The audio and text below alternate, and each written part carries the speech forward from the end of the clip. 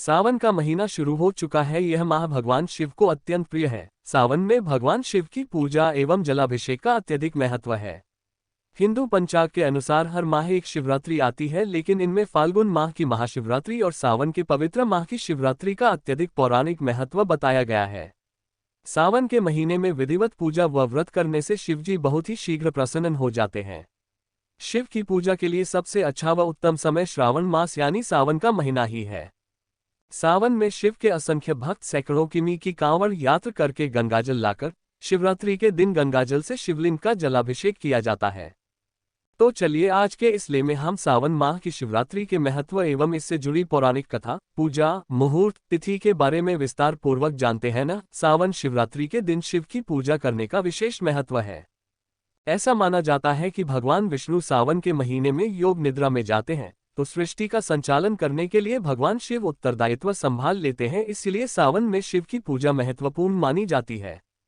इस दिन भगवान शिव का जलाभिषेक करने से जीवन में सौभाग्य समृद्धि प्राप्त होती है। व्यक्ति की सभी मुश्किलें समाप्त हो जाती है। इस दिन व्रत रखने से, शिवलिंग पर जल चढ़ाने से और शिव की पूजा अर्चना विधि विधान के साथ करने से सभी मनोकामनाएं पूरी होती है। भगवान शिव स्वास्थ्य का, सौभाग्य का, सुख शांति का आशीर्वाद देते हैं। कहा जाता है कि इस दिन व्रत रखने से सभी पापों से मुक्ति मिल जाती है और वैवाहिक जीवन की भी सभी समस्याएं दूर हो जाती है। कुंवारी कन्याओं को शिवलिंग पर बेलपत्र चढ़ाने से मनवांछित फल की प्राप्ति होती है। शुभ मुहूर्त की बात करें तो ये 15 जुलाई को पड़ रहा है। ये शिवरात्रि का व्रत 15 जुलाई को रखा जाएगा। सावन शिवरात्रि की व्रत की कथा पुराने समय में चित्रभानु नाम का एक शिकारी था। चित्रभानु साहूकार का कर्जदार था। वह कर्ज में पूरी तरह डूबा हुआ था, परंतु समय पर कर्ज न चुका पाने के कारण साहूकार ने उसे शिव मठ में कैदी बना लिया। जिस दिन उसे बंदी बनाया उस दिन शिवरात्रि थी। शिकारी ने मठ में कैद होने के कारण शिवरात्रि व्रत कथा सुनी। जब शाम हुई तो साहूकार ने उससे कहा कि उसने ऋण चुकाने के लिए कुछ और समय की मोहलत दे दी है। वह भूखा था तो वह वहां से निकलकर सबसे पहले शिकार ढूंढने गया। शिकार ढूंढते उसे रात हो गई। वह रात बिताने के लिए एक बेलपत्र पेड़ के ऊपर चढ़ गया। उस पेड़ के नीचे एक शिवलिंग पत्तों से ढका हुआ था, जिसके बारे में शिकारी को मालूम नहीं था। शिकारी भूखा प्यासा था और पेड़ पर चढ़ते हुए कुछ टहनियां टूटकर उस शिवलिंग पर गिर गई, जिससे शिवलिंग पर बेलपत्र भी चढ़ गए। रात के समय एक गर्भवती हिरनी तालाब के पास पानी पीने आई। शिकारी उसका शिकार करने ही वाला था कि हिरनी बोली, मैं मां बनने वाली हूं। मैं वादा करती हूं मैं जल्द से जल्द बच्चे को जन्म देकर तुम्हारे समक्ष आ जाऊंगी। तुम फिर मुझे मार लेना। शिकारी ने हिरनी को जाने दिया। इस दौरान शिवलिंग पर फिर से बेलपत्र गिर गए और इस तरह से शिकारी से अनजाने में प्रथम प्रहर की पूजा संपन्न हो गई। इसके पश्चात एक अन्य हिरनी वहां से निकली। जैसे ही शिकारी ने शिकार करना चाहा तो हिरनी बोली कि मैं अभी कुछ समय पहले ही मैं ऋतु से छूटी हूं। कामासुर विरहिणी हूं। मैं अपने प्रिय की तलाश में हूं। अपने पति से मिलकर मैं तुम्हारे पास वापस आ जाऊंगी। तो शिकारी ने उसे भी जाने दिया।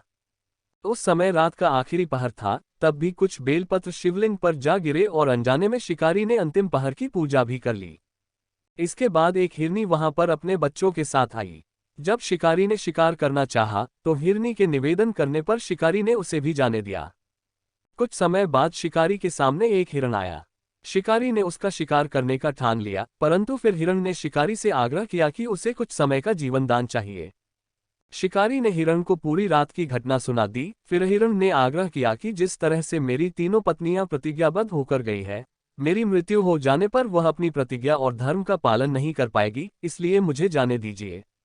मैं स्वयं ही अपने परिवार के साथ आपके सामने उपस्थित होता हूं। और शिकारी ने उसे जाने दिया। इस तरह से सुबह हो गई। भूखे प्यासे रहने के कारण उपवास, रात भर जागने और शिवलिंग पर बेलपत्र चढ़ाने से अनजाने में ही सही, परंतु शिकारी से शिवरात्रि की पूजा पूर्ण हो गई और उस पूजा का फल उसे तत्काल ही मिल गया। थोड़ी देर में हिरण अपने परिवार के साथ उसके सामने आया तो शिकारी को जंगली पशुओं की ऐसी सत्यता और सात्विकता देखकर बहुत ग्लानि हुई और उसने संपूर्ण परिवार को छोड़ दिया। अनजाने में ही सही उस शिकारी ने भगवान शिव की विधिवत पूजा एवं व्रत किया, जिससे शिव भगवान बहुत प्रसन्न हुए और उसे दर्शन दिए, जिसके पश्चात उसे मोक्ष की प्राप्ति हुई। जब मृत्यु के समय उसे यमदूत लेने आए, लेकिन शिव गणों ने उन्हें वापस लौटा दिया और चित्रभानु शिवलोक चले गए। इसके पश्चात शिव जी की कृपा से चित्रभानु श्रावण मास की शिवरात्रि की पूजा की महिमा को याद रखा और अपने पिछले जन्म में हुए कृत्यों का याद रखते हुए इस दिन के महत्व को जन जन तक पहुंचाया।